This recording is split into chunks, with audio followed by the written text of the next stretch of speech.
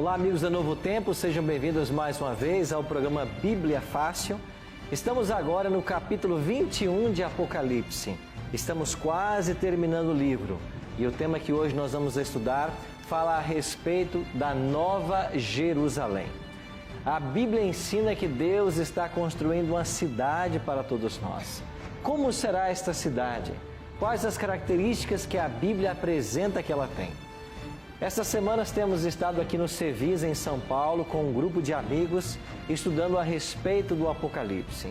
E agora, queremos convidar você para nós orarmos e buscarmos a direção de Deus para o estudo de hoje. Ore conosco. Pai Santo, muito obrigado por estarmos juntos mais uma vez para estudarmos a Tua Palavra. Que ao lermos o livro sagrado, o Teu Espírito nos conduza no aprendizado que nós precisamos e que ao descobrirmos a Tua vontade para a nossa vida, sejamos motivados a tomarmos uma decisão firme ao Teu lado. Por Cristo nós te oramos. Amém. Abra sua Bíblia em Apocalipse 21 e você que está em casa, pegue sua Bíblia, participe também desse estudo. Vamos hoje compreender a respeito da Nova Jerusalém. Sabe por que a cidade recebe o nome de Nova Jerusalém? É porque já existiu e existe uma Jerusalém terrestre. Aquela mesma cidade de Jerusalém, onde Jesus foi crucificado. Agora a Bíblia fala da Nova Jerusalém, uma nova cidade que Deus está preparando para todos nós. E é esse o tema que hoje nós vamos estudar. Chegamos então a Apocalipse capítulo 21. E a partir de agora, nós faremos uma viagem no tempo, uma viagem na Palavra de Deus, para conhecermos detalhes a respeito do lar dos salvos, aonde todos nós um dia iremos morar. Você já deve ter viajado e visitado vários locais bonitos no Brasil e fora. Aqueles que já visitaram Curitiba, por exemplo, conhecido como Cidade Modelo, uma bela cidade. O que dizer então do Rio de Janeiro, já conhecida e declarada como cidade maravilhosa, a sua bela topografia. O que dizer de Nova York, a cidade mais cosmopolita do mundo?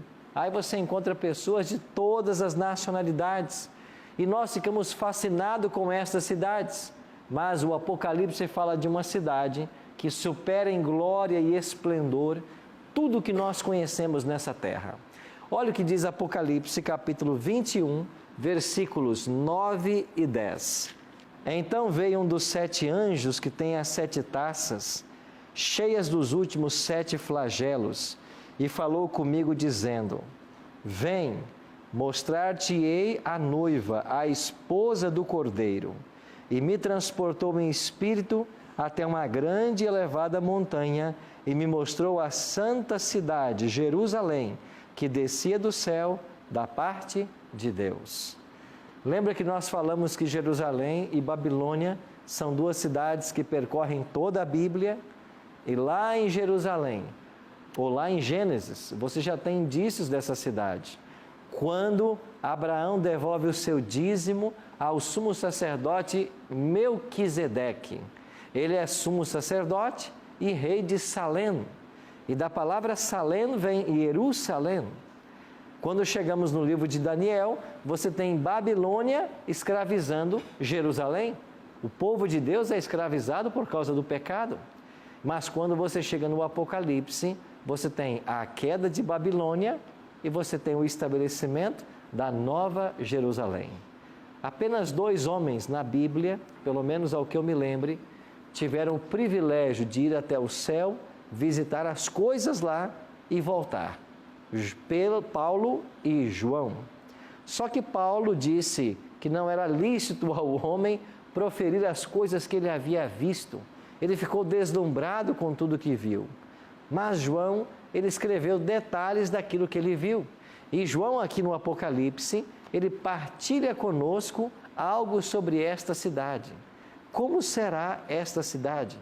Vamos então ver alguns detalhes a respeito da cidade de Deus, dessa cidade que Deus está preparando para todos nós. Primeiro ponto, verso 12. Apocalipse 21, verso 12. Pastor Neto, pode ler para a gente, por favor?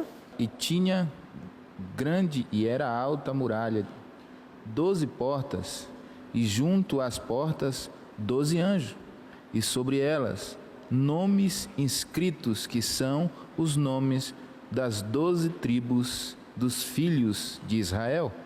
A primeira revelação que o Apocalipse nos faz é que essa cidade tinha uma grande e alta muralha, e nessas muralhas 12 portas. Nós vamos aprender que essa cidade também era quadrada. E se ela era quadrada, nós temos então 3 portas de cada lado. 3 portas ao norte, ao sul, a leste e a oeste. E o Apocalipse está dizendo, João está informando, que em cada porta dessas há um anjo. E em cima da porta tem o nome de uma tribo de Israel. Ou seja, 12 portas, 12 tribos. Aqui há uma representação do povo de Deus no Antigo Testamento. As tribos representavam o povo de Deus no Antigo Testamento. E a cidade santa está sendo preparada para os salvos do Antigo Testamento. De fato, todos aqueles que morreram na expectativa de um dia ser salvo, eles morreram crendo no Messias, na vinda do Messias. Eles morreram crendo numa promessa que lhes fora feita, ainda que não viram a vinda do Messias nem sua morte na cruz. Nós cristãos, pós-cruz, somos salvos por crermos num sacrifício passado. Então a única diferença entre os cristãos do Antigo e do Novo Testamento é que eles foram salvos por crerem num sacrifício vindouro. E nós somos salvos por crermos num sacrifício que já está no passado. Mas todos nós somos salvos pela cruz. E agora, estas 12 portas com o nome das tribos indica há um lugar para o povo de Deus no Antigo Testamento. Essa cidade está sendo preparada para a igreja do Antigo Testamento. Agora, há um outro detalhe que complementa essa ideia no verso 14. A muralha da cidade tinha 12 fundamentos e estavam sobre estes os 12 nomes dos apóstolos do Cordeiro. Se nas portas tinha o nome das tribos, a cidade também tem 12 fundamentos e em cada fundamento tem um nome de um apóstolo do Cordeiro. Eu fico perguntando, certamente o nome de Judas não estará lá? Quem será o nome que vai substituí-lo? A igreja em si escolheu quem? Qual foi o discípulo? Matias. Mas parece-nos que na onisciência divina o 12º seria Paulo. Não sabemos se o fundamento terá o nome de Matias, se terá o nome de Paulo. O certo é que ela tem 12 fundamentos. E por que agora o nome dos apóstolos? Porque essa cidade está sendo preparada para a igreja do Novo Testamento, representada pelos 12 apóstolos, o novo Israel. Então, quando Cristo sobe ao monte e começa o sermão do monte, depois quando ele escolhe os apóstolos e ele os envia, Jesus está ali como Moisés no monte e agora os 12 apóstolos, ele está começando o novo Israel. É por isso que nós temos nessa cidade uma representação dos crentes de todas as eras. Então essa cidade está sendo preparada para todo ser humano que desejar. Mas não é isso que ensina a palavra de Deus? Eu queria que você deixasse marcado aqui o Apocalipse, se fosse para o livro de Pedro. Olha o que Pedro escreveu, segunda carta de Pedro, capítulo 3, verso 9. Olha o que Pedro escreveu, segunda Pedro 3, 9. Não retarde o Senhor a sua promessa, como alguns a julgam demorada. Pelo contrário, Ele é longânimo para convosco, não querendo o quê? Que nenhum pereça, senão que todos cheguem ao... Você já ouviu por aí a história de predestinação? Que Deus predestina uns para a salvação e outros para a perdição? Não existe nada disso na Bíblia. O que existe na Bíblia é que todos nós fomos predestinados à salvação. Mas essa predestinação, ela pode ser resistida. Porque o Pedro está ensinando que Deus, Ele não está retardando sua vinda como alguns pensam, mas Ele é longânimo, não querendo que ninguém pereça. Deus não quer, ou Deus não quis nunca, que que nenhum ser humano se perdesse. Agora, Deus respeita a atitude, a decisão do ser humano. É por isso que muitos se perderão. Como vimos semana passada, o número dos perdidos será como a areia do mar. Mas eles se perderam porque eles quiseram, não porque Deus quis. Deus quer que todos se salvem, mas nem todos entrarão nessa cidade, porque nem todos aceitam o plano da salvação. Nem todos se submetem à autoridade de Cristo, ao senhorio dele. O que mais a Bíblia ensina sobre esta cidade? Olha o que diz Apocalipse, verso 16 agora, 21 e 16. A cidade é quadrangular, como eu havia falado para vocês, de comprimento e largura iguais, e mediu a cidade com a vara até 12.000 estádios, e o seu comprimento, largura e altura são iguais. Uma cidade quadrada com comprimento, largura e altura iguais. Se esta cidade tem essas dimensões, qual é a figura geométrica com a qual ela se parece? Um cubo. Não é um cubo que tem a mesma largura, altura e profundidade? Esse é o formato da cidade. Agora, olha que interessante. O anjo mediu essa cidade com uma vara até 12.000 estádios. Um estádio tem em torno de 188 metros. Isso quer dizer que essa cidade tem em cada um dos seus lados cerca de 540 quilômetros. Esta é a largura, o comprimento e a altura da cidade. Agora, como será uma cidade com 540 quilômetros de altura? Nós não sabemos. Não dá para imaginar direito. É por isso que a Bíblia diz que Deus é o arquiteto dessa cidade. Ele a está projetando. Há coisas que a mente humana não alcança, mas vai surpreender em tudo que nós conhecemos, a beleza e a glória dessa cidade. Interessante que alguns demógrafos fizeram um estudo para saber, numa cidade deste tamanho, quantas pessoas ela receberia, quantas pessoas poderiam aí morar. E eles chegaram à conclusão de que essa cidade, ou uma cidade com essas dimensões, pode receber até 8 vezes a atual população da Terra. Ou seja, não haverá falta de espaço para ninguém. Deus está preparando um lugar para todos. Não foi isso que Jesus prometeu em João 14? Não se turbe o vosso coração, vou preparar-vos lugar, e quando eu preparar eu vou voltar. Ou seja, Deus está preparando lugar para todos. Não haverá falta de espaço no céu. Todos que quiserem serão salvos. Mas eu volto a dizer, nem todos querem. Nem todos querem se submeter ao senhorio de Cristo. É muito fácil dizer, eu sou cristão, eu sou crente, eu sigo a Jesus. Mas será que o frequentar uma igreja é seguir a Cristo? Não é apenas isso. Seguir a Cristo não é só frequentar uma igreja. Seguir a Cristo é viver a palavra. E aqui eu vou dizer uma coisa para você com muito carinho.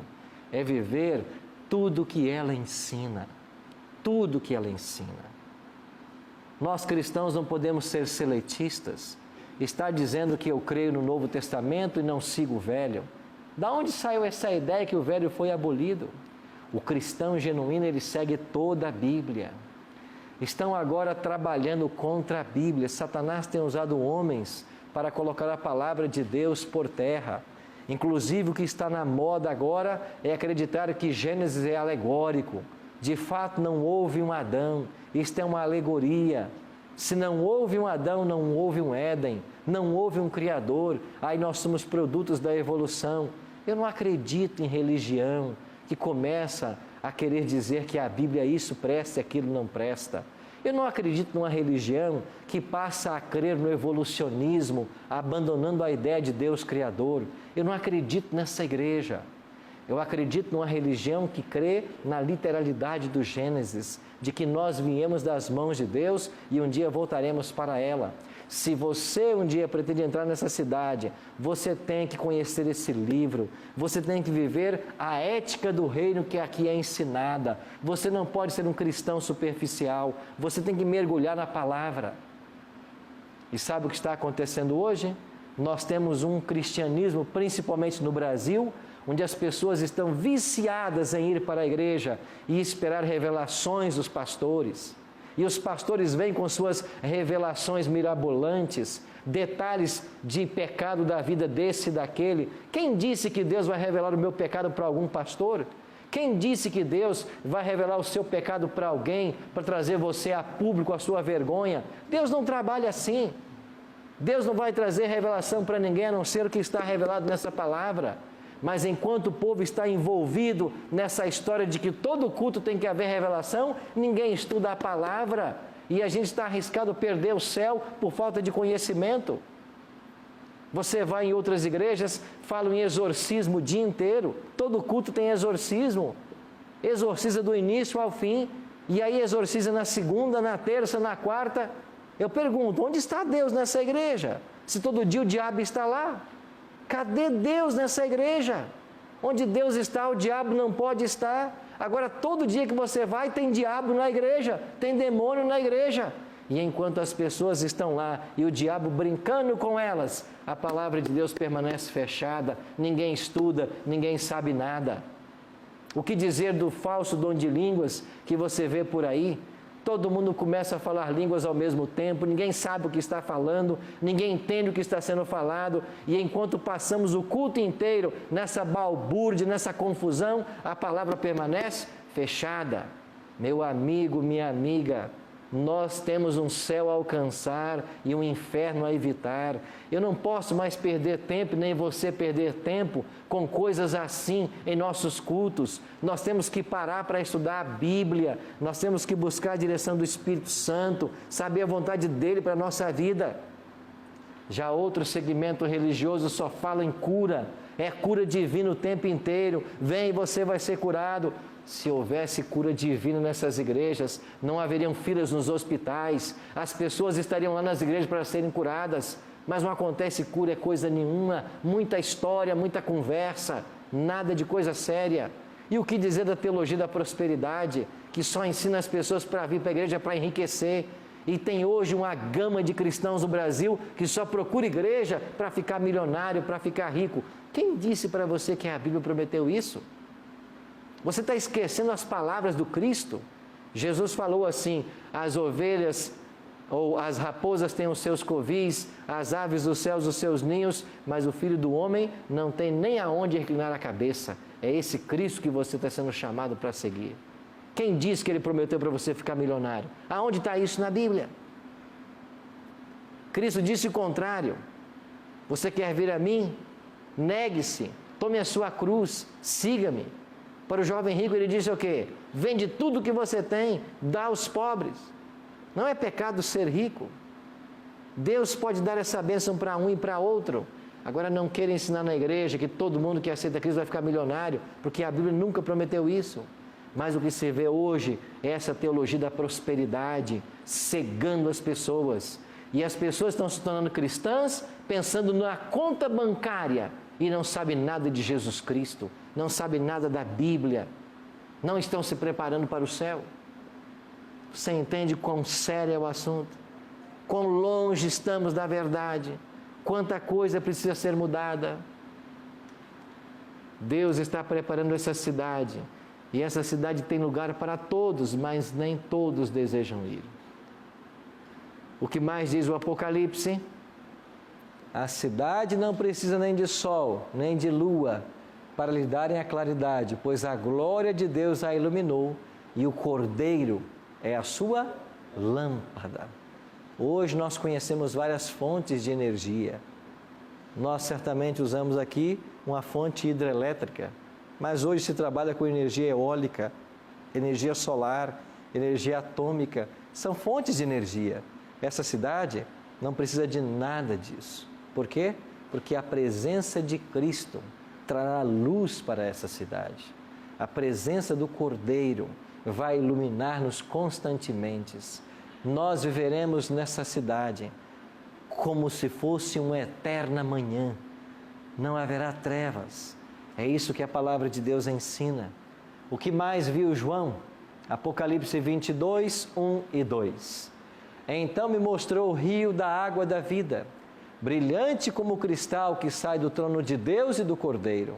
E no meio da sua praça, de uma a outra margem do rio, está o que, amigos? A árvore da vida. E diz que produz 12 frutos, dando seu fruto de mês em mês. E as folhas da árvore são para a cura dos povos. Nós voltaremos a ter acesso nessa cidade à árvore da vida. Você está lembrado dessa árvore lá no Éden? Lá no Éden, Deus havia plantado uma variedade de frutas. Mas Ele disse, olha, vocês podem comer de todas as árvores, de todas as frutas. Inclusive, Adão e Eva participavam da árvore da vida. Mas dessa árvore do conhecimento do bem e do mal, vocês não comam. Quando vocês comerem, vocês vão morrer. E Adão e Eva desobedeceram, participaram do fruto proibido. E Deus pegou um anjo e colocou no caminho da estrada da árvore da vida, para que o homem não mais comesse dela. Porque após o pecado, se o homem comesse, ele seria um eterno pecador. Então esta árvore foi tirada de Adão. Agora ela vai ser devolvida à família humana. Sim, Cláudia. Pastor, aqui no versículo 20, no capítulo 22, versículo 2, aqui bem no finalzinho, a Bíblia fala sobre as folhas da árvore são para a cura dos povos. E que tipo de cura é essa? Quando você vai para o original grego, a palavra que aparece aí é terapeuan. Terapeuan, daí vem a palavra terapia. Não é no sentido de que alguém fique doente e a folha faça um chá ou se coma para ser curado. O sentido de terapeuan é, enquanto essa árvore tiver folhas, o povo terá saúde. As folhas são para a cura. Enquanto ela tiver folha, a cura estará entre o povo de Deus. Não haverá doença. Como na nova terra e como no céu, as folhas nunca mais cairão, como era no jardim do Éden. Porque a queda das folhas que nós temos hoje, isso é uma consequência do pecado. Como as folhas nunca mais cairão, como era no Éden, eterna será a saúde dos salvos. Esse é o sentido de terapeuan. Nunca mais haverá doença. Obrigado. Regina? Pastor, a árvore do conhecimento do bem e do mal, ela não vai estar mais? Ela não vai estar mais. E por que não? Porque o grande teste já foi feito no Éden. E o grande teste é feito agora. Nós estamos sendo testados, não é isso? Tudo aquilo que Deus proíbe para nós hoje seria como se fosse a árvore do conhecimento do bem e do mal. Não toque, não mexa. Então, hoje é que nós estamos sendo testados. Aqueles que chegarem aí é porque já foram aprovados. Não haverá um novo teste. Então, é essa cidade que Deus está preparando. E esta árvore da vida, quando nós chegarmos no céu, nós iremos comer do seu fruto. E o Apocalipse diz aí que ela produz 12 frutos a cada ano, não é isso? Ou seja, de mês em mês ela produz um fruto. Não existe árvore que seja como essa. E quando nós comemos desse fruto, nós iremos perpetuar a vida eterna. E nunca mais iremos envelhecer e nem morrer. Você já pensou que fruto precioso? Que promessa maravilhosa? Nós iremos para um breve intervalo. Quando voltarmos, continuaremos a ver mais detalhes sobre esta cidade. E principalmente vamos responder a questão mais importante que tem que ser respondida, que é: o que eu preciso fazer para ter acesso a essa cidade? Daqui a pouquinho estaremos de volta.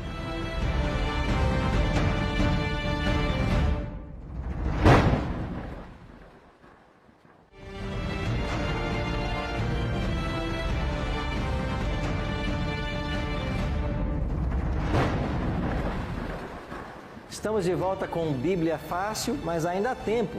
Ainda que estejamos terminando o estudo do Apocalipse, nós temos um presente para você. Dá tempo de você pedir essa linda revista com todos os 18 temas que aqui estamos estudando.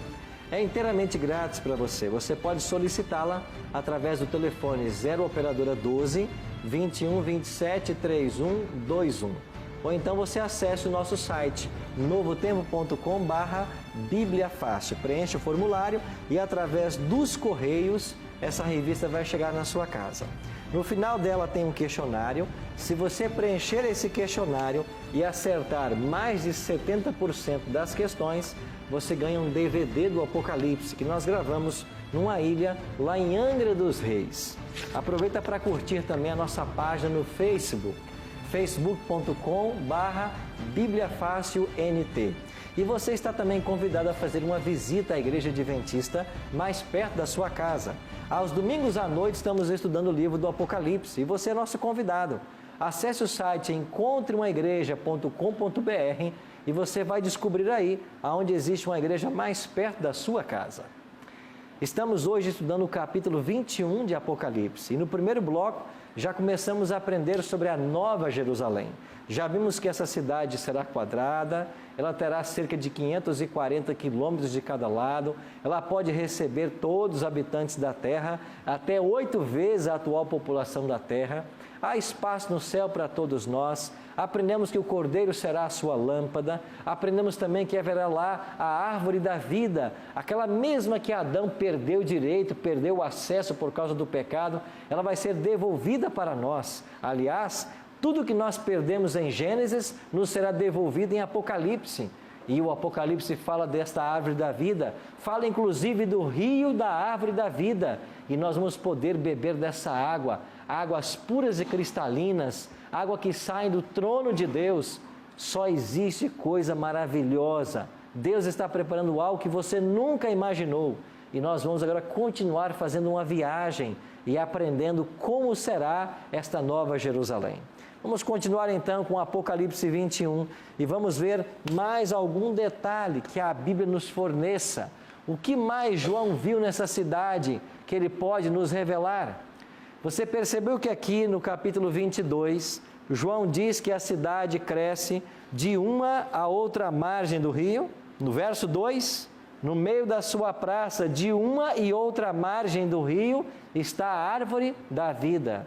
A foto que eu encontrei mais parecida foi esta aqui, ó. É uma árvore que tem 2 troncos e elas se unem em um só sobre o rio. Assim será a árvore da vida. E o rio da vida passa debaixo dela. Você já viu algo parecido? Não será algo extraordinário?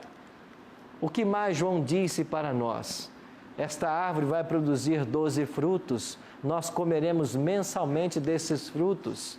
E no verso 5, o que Jesus diz para nós aí no verso 5? Então já não haverá noite, nem precisam eles de luz de candeia, nem da luz do sol, porque o Senhor Deus brilhará sobre eles e reinarão pelos séculos dos séculos.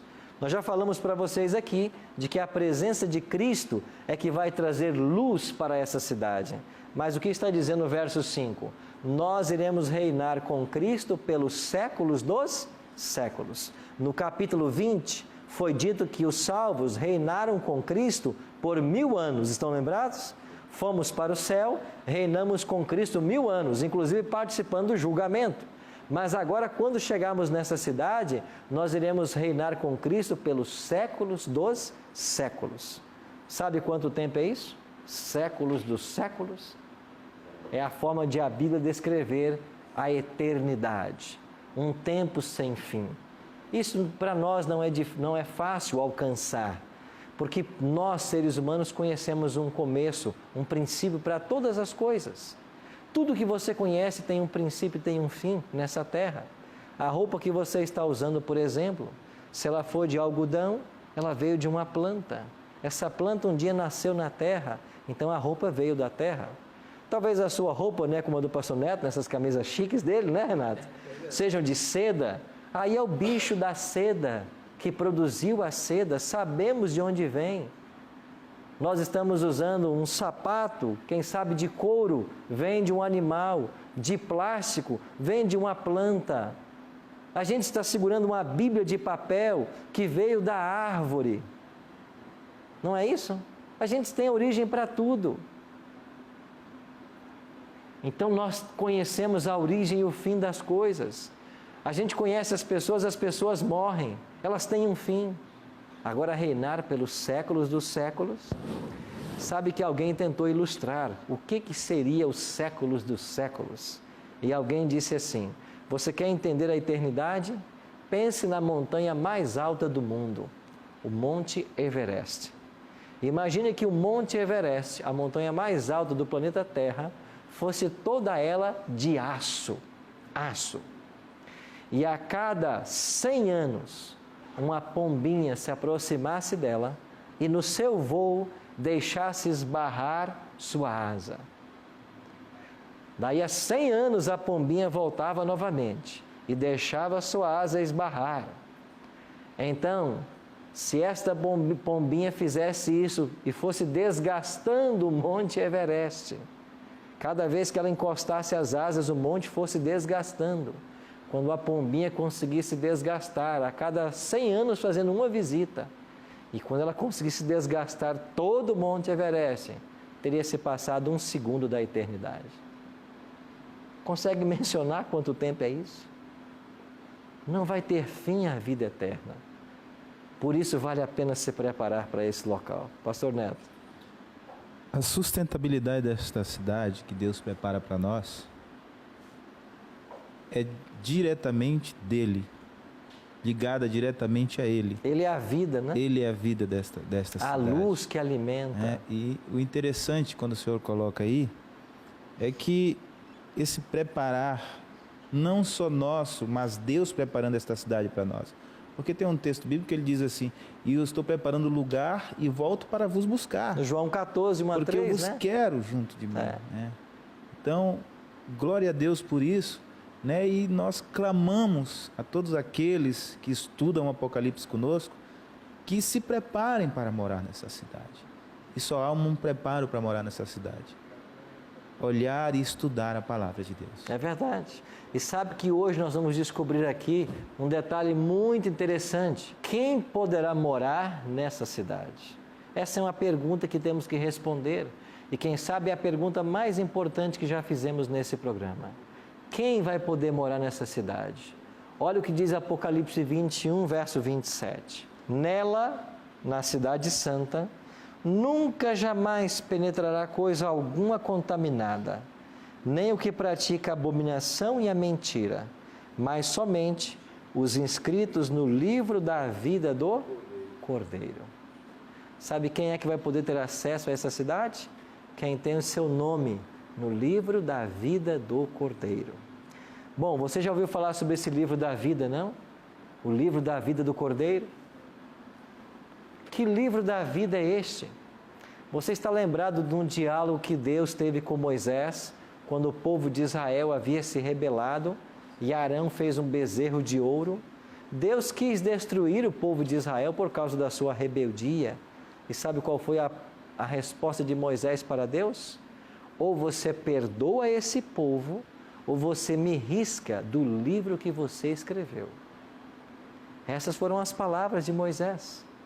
Ou seja, Moisés sabia que Deus estava escrevendo um livro e que nesse livro ele estava colocando o nome daqueles que um dia seriam salvos. Quando você vai para os Salmos, Davi fala do livro dos justos, a memória dos justos, onde Deus está registrando o nome dos justos. Quando você chega em Cristo, está lembrado quando Jesus enviou os discípulos, os 70 para uma missão, e eles voltaram com um relatório muito positivo, e eles estavam felizes, e eles diziam assim para Cristo: olha, nós estamos felizes porque nós obedecemos a tua ordem e nós fomos até as cidades e olha, os demônios se submeteram a nós fizemos curas, fizemos milagres, nós tivemos sucesso na missão. E Jesus falou assim: vocês estão felizes por causa disso? Vocês devem estar muito mais felizes porque o vosso nome está arrolado no livro dos céus. E agora, chegando no Apocalipse, o que é que João vai dizer? Só vai entrar nessa cidade quem tem o seu nome no livro da vida. Ou seja, há um livro da vida. Inclusive, lembra que nós lemos sobre ele aqui no capítulo 20? Olha o verso 12. Apocalipse 20, verso 12. Vi também os mortos, os grandes, os pequenos, postos em pé diante do trono. Então se abriram os livros. Ainda outro livro. Que livro? O livro da vida foi aberto. Ou seja, somente vai entrar nessa cidade quem tem o nome no livro da vida. Pastor, Deus né, Ele nos deixa, através do seu Filho Jesus, este livro, que é a sua palavra, né, nesta terra. Existe, além desse livro, com Ele, outros livros? Sim. Viu aqui que no céu começou o juízo e se abriram os livros? Sim. Que livros são esses? São os livros de registro. A Bíblia fala deles em vários locais. Que livros são esses? São os livros que registram todas as atitudes humanas. E será com base nesses livros que o juízo vai acontecer. E que livro da vida é esse? É o livro que se coloca o nome daquele que um dia vai ser salvo, daquele que vai entrar na cidade. Aí temos que responder a pergunta: quando o meu nome é escrito no livro da vida?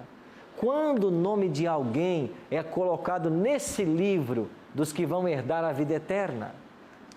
Pois bem, Apocalipse 22:14 diz: bem-aventurados aqueles que lavam as suas vestiduras no sangue do Cordeiro, para que lhes assista o direito à árvore da vida e entrem na cidade pelas portas. Ter o nome no livro da vida é ter as suas vestes lavadas no sangue do Cordeiro. O que significa ter as vestes lavadas no sangue do Cordeiro? Significa aceitar a Cristo como Salvador e ter a sua justiça imputada. A promessa de Deus é que Ele vai tirar os nossos trapos de imundície e nos vestir com as vestes da justiça de Cristo. Que vestes são essas? É o crédito que Jesus conquistou na cruz do Calvário. Então, quando eu aceito a Cristo como Salvador, Deus pega o crédito que tem, porque Jesus nunca pecou. Ele morreu sem merecer, ele tem uma vida de crédito, e ele pega essa vida e ele dá para o pecador. Então, quando eu aceito a Cristo, é que eu recebo as vestes dessa justiça. Lá em João capítulo 3, verso 5, no diálogo de Cristo com Nicodemos, Jesus disse para Nicodemos: em verdade te digo, quem não nascer da água e do Espírito, não pode entrar no reino de Deus. Nascer da água e nascer do Espírito. O que significa nascer do Espírito? É a renovação do coração. Nascer do Espírito é receber as vestes puras da justiça de Cristo. E o que é nascer da água? É passar pelo batismo. A palavra grega batismo é baptizo. E a palavra baptizo na língua grega, ela tem 3 significados principais: mergulhar, imergir, afundar. Hoje, você tem igrejas praticando pelo menos 3 formas de batismo. Igrejas que batizam por infusão ou efusão, que é derramando água na cabeça. Igrejas que batizam por aspersão, que é respingando água no batizando. E igrejas que batizam por imersão, mergulhando nas águas. Ainda que igrejas batizem por efusão ou por aspersão, esses batismos não estão na Bíblia. O único batismo que aparece na Bíblia é o batismo por imersão. Não existe na Bíblia nenhum exemplo de alguém sendo batizado por infusão ou efusão ou por aspersão. E o maior modelo nosso é Jesus Cristo. E você está lembrado do que disse lá o Evangelho de Mateus?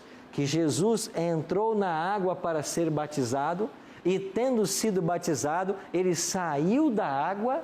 Jesus, para ser batizado, teve que entrar na água. Ele foi mergulhado. Você está lembrado de Atos capítulo 8, quando Filipe encontra o eunuco e ele começa a pregar para o eunuco? E depois o eunuco diz assim para Filipe: eis aí a água, que impede que eu seja batizado? E ele disse: nada, se você crê em Jesus como Filho de Deus. O eunuco disse: eu creio. Então o Atos diz assim: então pararam o carro, ambos desceram a água e Filipe batizou o eunuco. Só existe um batismo no Novo Testamento: mergulhando nas águas. Mas pastor, eu fui batizado quando eu havia nascido, quando eu nasci, quando criança recém-nascida. Deixa eu dizer uma coisa para você: por mais sincera que tenha sido tua mãe, por mais sincero que tenha sido teu pai, esse batismo de recém-nascidos ele não tem autorização bíblica, ele não está na Bíblia, ele não tem valor. Você de fato não está batizado. Só está batizado aquele que dá os passos que a Bíblia ensina que devem ser dados. E quais são os passos que eu devo dar para ser batizado?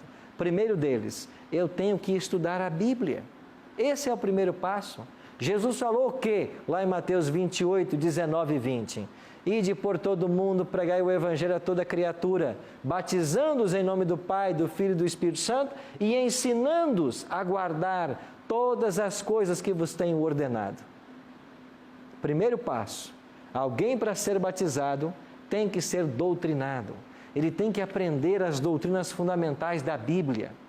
Segundo passo, Jesus disse lá em Marcos 16, 16, quem crer e for batizado será salvo. Uma vez que ele aprende da palavra, ele tem que crer. Se ele não crê, ele não pode ser batizado. Foi isso que Filipe perguntou para o eunuco. Aí está a água, disse o eunuco, que me falta ainda? Filipe disse, é lícito, eu posso, se você crê. E ele disse, eu creio. Aí então ele foi e batizou o eunuco. Primeiro temos que doutrinar as pessoas. As pessoas têm que crer. Terceiro passo, quando Pedro estava pregando no dia de Pentecostes, lá em Atos capítulo 2 e capítulo 3, Pedro vai dizer assim, arrependei-vos, pois, e convertei-vos, para serem cancelados os vossos pecados. Arrependimento. A pessoa tem que se arrepender. E o que é arrependimento? É sentir tristeza pelas coisas erradas que eu fazia. Eu aprendi na Bíblia o que é certo e o que é errado. Eu abandono agora o errado. E o mesmo Pedro completa, convertei-vos e cada um de vós seja batizado em nome de Jesus Cristo. Depois vem a conversão. E o que é conversão? Esta é uma linguagem que a gente usa até no trânsito. Convergir é mudar de direção. Conversão é isso. Então, se eu estava indo nessa direção, agora eu me converto, eu vou em outra direção. Se eu seguia o mundo com os seus prazeres, se a minha vida era viver na bebedeira, era usar drogas, era estar na noite, eu não mais faço isso. É conversão, é mudança de vida. É isso que a palavra de Deus nos ensina. E então, se eu dou esses passos, eu posso então ser agora batizado. E quando eu entrego minha vida a Cristo, numa cerimônia pública, onde eu mergulho nas águas, o meu nome, diz a palavra, é colocado no livro da vida. E quando Cristo voltar, Ele vai levar para o céu os que lá têm o seu nome. Cláudia. O senhor comentou a respeito que nós precisamos ser batizados, né? Certo. Tá, e a pessoa que não tem a oportunidade de ser batizado? Nós temos o exemplo lá dos dois que foram crucificados com Jesus, né? Uhum. E alguém também que está num leito de um hospital que não pode ser batizado. Ok. Né? Que situação ele se encontra diante de Deus nesse momento? O ladrão na cruz nunca foi batizado e Jesus já assegurou a salvação dele. Ele vai ser salvo sem ser batizado. Ele é uma exceção. E por que ele é exceção? Porque ele, quando conheceu a Cristo, ele já estava na cruz. Ele não teve a oportunidade. Eu vou dar um exemplo de uma exceção moderna. Alguém que depois de conhecer a palavra de Deus, toma a decisão por Cristo, entrega a sua vida e decide-se pelo batismo. Marca o batismo para daqui a 30 dias. Quer convidar a família e fazer todos os preparativos. Com 15 dias da decisão tomada, um acidente fatal ceifa a vida dessa pessoa. Ele estará salvo ou não? Estará. Mas ele não foi batizado. Ele não foi porque ele sofreu um acidente. A decisão já havia sido tomada. A data já estava marcada. Jesus disse, quem crer e for batizado, será salvo. A decisão foi tomada. Ele não esperava que morresse com 15 dias. Mas ele tinha a data marcada. Ele entregou o seu coração. Isso é bem diferente de alguém que conhece a palavra, sabe que deve ser batizado e não toma a sua decisão. Ele não toma a decisão. Uma tragédia acontece. Você acha que Deus pode salvá-lo? Sem a decisão feita? Sem a decisão tomada? Ele não disse que ele queria o céu. Ele não disse que ele estava aceitando a Cristo como Salvador. E por que não disse? Porque não tomou a decisão. É por isso que Jesus falou assim: aquele que não é por mim, é contra. Quem comigo não ajunta, espalha. Ninguém pode servir a dois senhores. Se amar um, terá que odiar o outro. Não é isso? Por isso, meus amigos, que o batismo é a nossa decisão. Por isso o Apocalipse termina com esse verso 17 que lemos na semana passada. O Espírito e a noiva dizem o quê? Vem. E aquele que ouve diga o quê? Vem. E quem tem sede, quem quiser, receba de graça da água da vida. O convite que Jesus faz para nós é esse: vem. Agora, quem não tomar a decisão pelo batismo, para este não há esperança de salvação. Um outro detalhe: pastor, eu fui batizado. Eu já fui batizado. Mas quando você foi batizado, você conhecia as verdades que você está aprendendo na palavra? Você conhecia as verdades que esse livro está ensinando? Você já conhecia a vigência da lei de Deus e já praticava? Já estava santificando o sábado? Não? Então você precisa passar por um rebatismo. Batizar de novo, pastor? Mas a Bíblia não diz que há um só Senhor, uma só fé, um só batismo? Sim, é um só Senhor, Jesus Cristo. Uma só fé nele e um só batismo dele. Agora, o próprio apóstolo Paulo, aqui em Atos 19, 1 a 5, batizou quem já era batizado. E que motivo foi apresentado para Paulo batizar ali quem já era batizado? Paulo perguntou para eles assim: vocês conhecem o Espírito Santo? Vocês receberam o Espírito Santo? E os discípulos disseram assim: nós nem sabemos que existe Espírito Santo. Eles não, vocês vão conhecer agora. E Paulo ensinou para eles sobre o Espírito. E depois Paulo os batizou. Você foi batizado algum dia nas águas? Mas você agora no Bíblia Fácil, no Novo Tempo, você está aprendendo um monte de coisas que você nunca soube. Doutrinas que nunca te ensinaram. Você precisa passar por um novo batismo. Sabe por quê? Porque a verdade agora chegou na sua vida. Jesus falou que conhecereis a verdade e ela liberta. Essa verdade tem o poder de nos libertar. E eu tenho um convite muito especial para fazer para você hoje. E também para vocês que estão aqui. Eu tenho um convite. O convite é para aceitar a decisão de ter Cristo no coração, entregar a vida para Ele e tomar a decisão de ser batizado. Essa é a decisão mais importante que um ser humano pode tomar. Mas não é fácil. É a decisão mais importante, ao mesmo tempo é a decisão difícil. Porque quando você escolhe a Cristo, você tem que abrir mão de tudo. Você tem que deixar o mundo para trás e seguir numa outra direção. Eu jamais me esqueço um sábado em que estava havendo uma cerimônia de batismo e eu estava com uma lista de nomes das pessoas que seriam batizadas e eu estava chamando nome por nome, essas pessoas vinham e entravam dentro do tanque batismal e quando eu chamei o próximo nome era uma garota e ela aí se aproximou e ela estava chorando tanto, ela estava em prantos. E eu me aproximei dela e perguntei: você que vai ser batizado agora? Ela disse sim. Mas por que você está chorando tanto, não é hoje um dia tão especial da sua vida? Você está entregando o seu coração a Cristo? E aquela garota de 14 anos disse assim: pastor, você está vendo esse tanque batismal? Eu disse sim. Pois quando eu entrar nesse tanque e for batizada, eu não tenho mais casa para morar. Os meus pais disseram que se eu aceitar a Cristo e for batizado, eu não mais sou filha deles. E com a coragem que só o céu pode dar, aquela garota de 14 anos entrou dentro do tanque e foi batizada. Quando ela saiu, os jovens a abraçaram e eles choraram por uns 15 minutos. E eu pensei comigo: sua nova família. Ela chegou em casa à noite com as roupas molhadas, bateu à porta de casa, o pai a recebeu e perguntou para ela assim: você se batizou?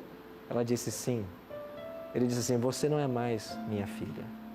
E fechou a porta.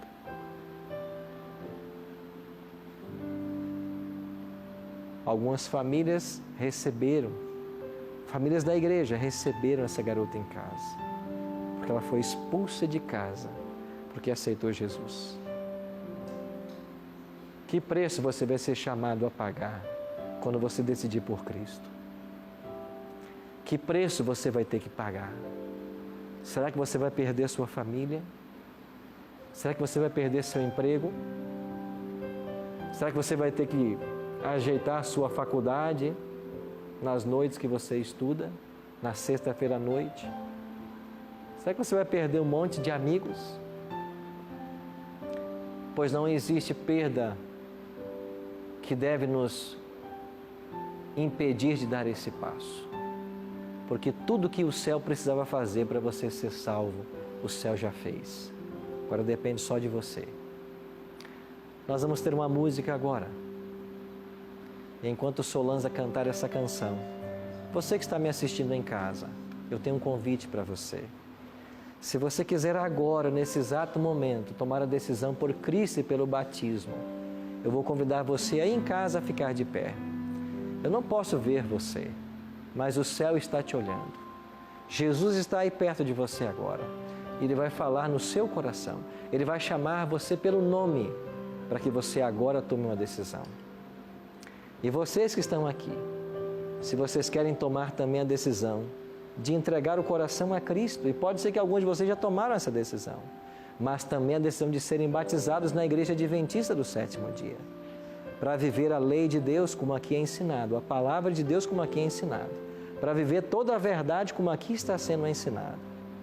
Se vocês querem tomar essa decisão também, enquanto eles cantarem, vocês também poderão ficar de pé, porque nós iremos orar daqui a pouco.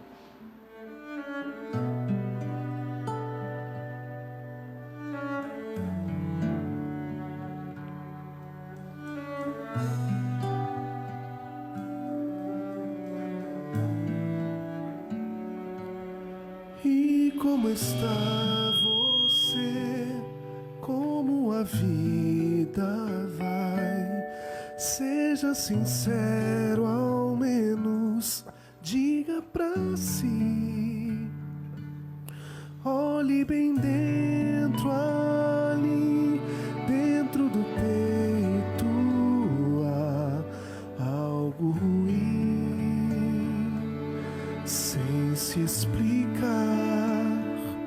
Pergunte ao seu coração onde a alegria está, e ele talvez dirá que está ali. Finge que é feliz, vive escondendo a dor, vive, não tem amor, já não aguenta mais. Deixa a paz ser parte de você e creia que Jesus lhe fará reviver. E Ele quer aliviar você. Ouça a voz, aceite o chamar de Deus.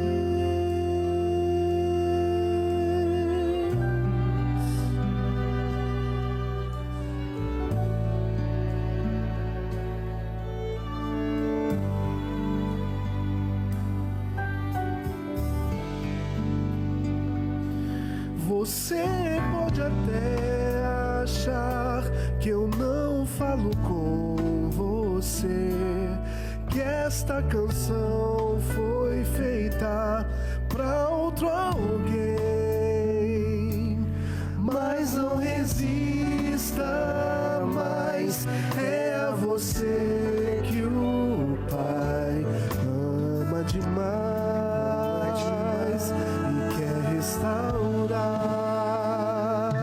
E então passe a permitir que o Eterno esteja assim, bem perto de você, perfeita união. Venha Jesus.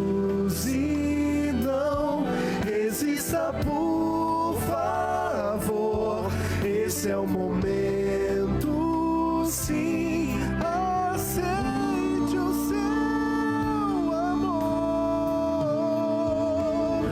Deixa a paz ser parte de você e creia que Jesus lhe fará reviver.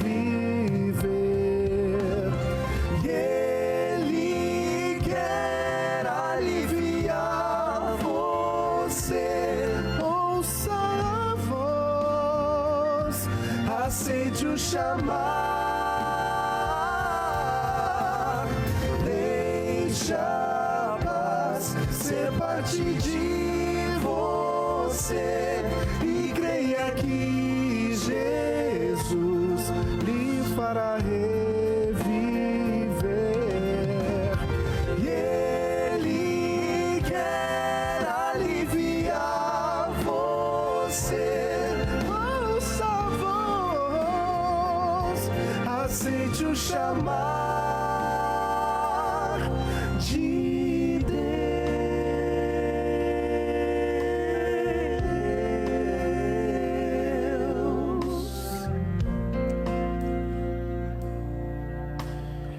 Ele quer aliviar você, aceite o chamar.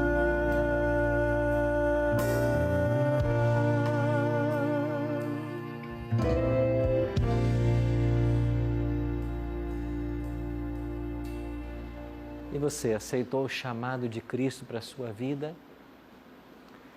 Talvez você na sua casa, na sala, você está de pé agora declarando o seu amor por Cristo, declarando a sua aceitação e o desejo de passar pelas águas, ser batizado, viver todo o Evangelho conforme está apresentado nesse livro. Louvado seja Deus por isso, pela sua decisão. Mas pode ser que alguns que aí estão em casa, ainda eles estão sentados. Por que você não se levantou? Você está na dúvida? Eu queria fazer mais um convite para você. Deus conhece você, conhece sua história. Deus sabe o que te preocupa. Mas se você sentir o toque do Espírito Santo, não fique aí sentado. Se levanta agora, em nome de Cristo. Se levanta e toma a sua decisão. Amém, pastor? Tome a sua decisão. Não sabemos o preço que você vai ter que pagar por isso. Deus sabe. Agora lembre-se, esse Cristo que salvou você, Ele vai te ajudar em cada passo desse caminho. Ele vai te ajudar em cada passo que você der. É uma estrada que nós estamos todos começando. Não pense que será fácil. Jesus não prometeu uma vida fácil para nós aqui. Ele disse para os seus discípulos, se fizeram isso com o Mestre, também farão com os discípulos. Mas Deus tem um plano na sua vida. Em nome de Cristo, se levanta. Próximo sábado, procure uma igreja adventista. Se apresente na igreja e diga, eu quero conhecer mais a palavra. Eu quero fazer um curso, eu quero me batizar. Se o teu nome não for escrito no livro da vida, você não terá direito aos céus. Porque a graça foi oferecida, mas você tem que aceitar. Deus sabe os detalhes de cada um de vocês. E Ele vai ajudar vocês em cada momento. Não se preocupem, Ele vai ajudar. Vamos orar? Pai, obrigado, Senhor, porque a Tua palavra nos mostra de que existe um céu maravilhoso nos aguardando. Nós queremos um dia estar nesse céu. Nós queremos que o nosso coração seja Teu. Nós queremos, Senhor Deus, estar de acordo com a Tua vontade. E nós louvamos o Teu nome pelas decisões que estão sendo tomadas agora. Que o Teu Espírito possa abraçar cada pessoa que ficou de pé. Que o Teu Espírito possa ajudá-las nesse caminho. E que nós permaneçamos firmes no Senhor, até que o Senhor volte para buscar a todos nós. Esta é a nossa oração, em nome e por amor de Jesus. Amém.